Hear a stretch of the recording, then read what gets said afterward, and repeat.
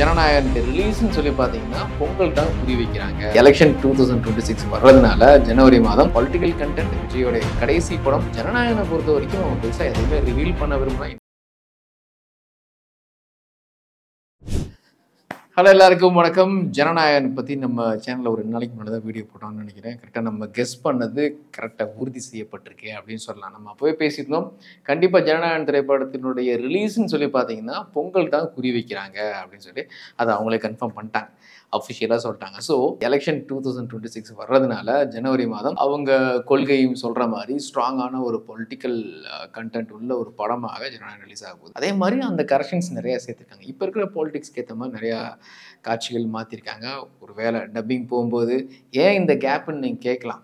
So ரிலீஸ்க்கு ஒரு மாதத்துக்கு முன்னால் தேவையான வசனங்கள் யாரையாவது தாக்குற மாதிரி, யாரையும் தப்பாகவும் சொல்ல ரைட்டாகவும் சொல்ல இருக்கிறது தான் இல்லை. பொலிட்டிக்கல் கண்டென்ட் விஜயோடைய கடைசி படம். எலெக்ஷனுக்கு அவருக்கு வரப்போறாரு, அரசியலில் குதிச்சிட்டாரு. ஸோ டிவிக்கு கொள்கை சார்ந்த யாரையாவது நடுவில் பேரை சேர்க்கிற மாதிரி பொலிட்டிக்கல் ரீதியாக அப்படி நேரடியாக கை நீட்டி பேசுகிற வசனங்கள் இருக்கலாம். ஸோ அவங்களுடைய சரியான அணுகுமுறை தான் நான் சொல்வேன். அவங்களுடைய பாயிண்ட் ஆஃப் வியூவில் படம் பொங்கலுக்கு அப்படின்னு இப்பவே ஒரு ரிசர்வ் பண்ணி வச்சுட்டாங்க, நாங்கள் வரப்போறோம். சரி, இப்போ என்ன விஷயம் அப்படின்னா கூட என்னென்ன படம் ரிலீஸ் ஆகும். பராசக்தி திரைப்படம், எஸ்கே நடிப்பில் அஃப்கோர்ஸ் ஜெயம் வில்லனாக நடிக்கிறாரு. ப்ராப்பரான ஒரு பீரியாடிக்கல் ஸ்டோரி, அதுவும் ஒரு பொலிட்டிக்கல் கண்டென்ட் தான். மொழிப்போர்னு சொல்லலாம், மொழி போராட்டம். அதை பற்றி டீட்டெயிலாக சொல்ல வேணா, உண்மையில் நடந்த கதையை மையமாக வச்சு சுதாகங்கரை இயக்கிட்டு இருக்கேன். ஃபாரின்ல இப்போ ஸ்ரீலங்காவில் ஷூட் போயிட்டு இருக்குன்னு கேள்விப்பட்டேன். ஒருவேளை ஜனநாயகனும் பராசக்தியும் மோதிக்க போதான்னு நமக்கு தெரியல. ஜனநாயகனை பொறுத்த வரைக்கும் அவங்க பெருசாக எதையுமே ரிவீல் பண்ண விரும்பலாம். இன்ஃபேக்ட் அவங்க ரிலீஸ் பண்ண எல்லா போஸ்ட்டுமே கிட்டத்தட்ட ஒரே மாதிரி தான். விஜய் அவருடைய ஐகானிக் ஸ்டைல் இப்படி ஒரு மாதிரி அவர் செல்ஃபி எடுத்த ஒரு ஸ்டைல், அது அப்படிதான் ஃபர்ஸ்ட் லுக் ரிலீஸ் பண்ணாங்க. இன்ஃபேக்ட் அது வந்து ஃபேன்ஸுக்கு ரொம்ப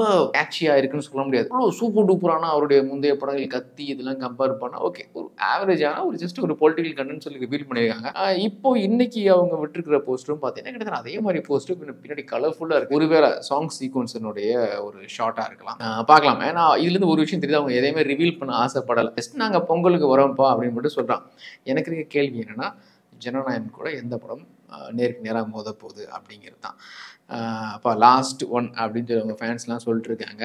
அது வந்து அவங்களுக்கு ஹாப்பியாக இருக்கிற மாதிரி சோலோ ரிலீஸ் ஆகி பெரிய லெவலில் ஹிட் ஆகி கலெக்ஷனை வாரி குவிக்குமா, அப்படி இல்லைன்னா பராசக்தி மாதிரி படங்கள் உள்ளே வருமா, இல்லை ஏகேவுடைய அடுத்த படம் அதையும் குயிக்காக முடிக்க போகிறாங்க. அதுக்கு தான் அதையும் டைரக்ட் பண்ண போகிறாரு. ஏகே இப்போ இட்டாலியில் ஒரு பிளேஸில் பார்த்தீங்கன்னா 3வது பிளேஸ் வாங்கி வந்திருக்காரு. அந்த அவரோட டீம் பயங்கரமாக ஹாப்பி. அவரோட இதெல்லாம் பார்க்க முடிஞ்சது. அவர் இந்தியாவுக்கு வந்துட்டார்னா ஒரு குயிக்கியாக ஒரு 2-3 மாதத்தில் அடுத்த படத்தை முடிக்க போகிறாங்க. அந்த படத்தை பொங்கலுக்கு ரிலீஸ் பண்ண போகிறாங்கிறதா நான் கேள்விப்பட்டது. ஓகே, எல்லாம் நல்லபடியாக நடந்துச்சுன்னா லாஸ்ட் ஒன் டைம் தளபதி மோதிக்கிற மாதிரி ஒரு பொங்கல் அமைஞ்சாலும் அமையும். வெயிட் பண்ணலாம்.